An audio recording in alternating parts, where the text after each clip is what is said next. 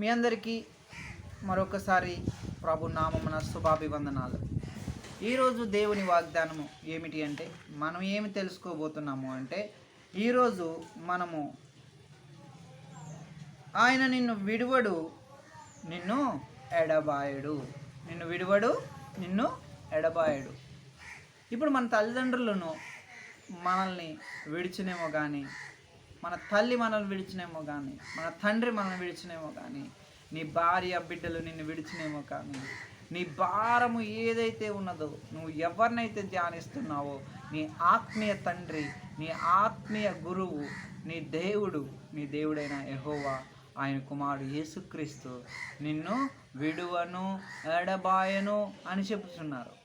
మనము మహాభక్తుడు యోబు గారిని చూసుకున్నట్టయితే, ఆయన ఆస్తి అంతయు పోయింది.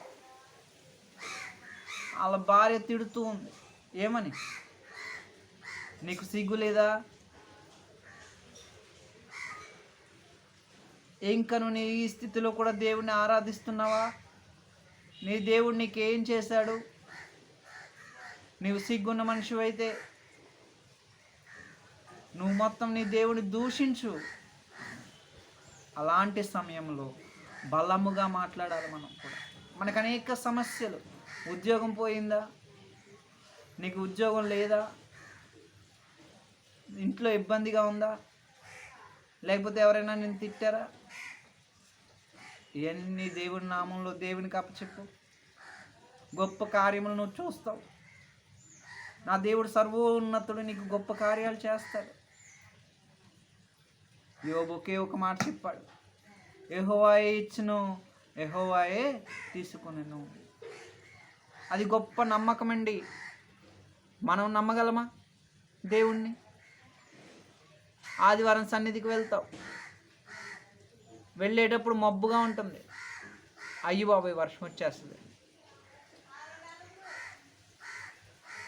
అంటే మనం సన్నిధికి ఎలా మానేయాలని. అదే సన్నిధి నుంచి వచ్చేటప్పుడు కూడా మబ్బు ఉంటుంది, తడిసైన ఇంటికి వెళ్ళిపోతాం. నమ్మిన వారి దేవుడికి స్తోత్రం. హల్లెలూయా, హల్లెలూయా.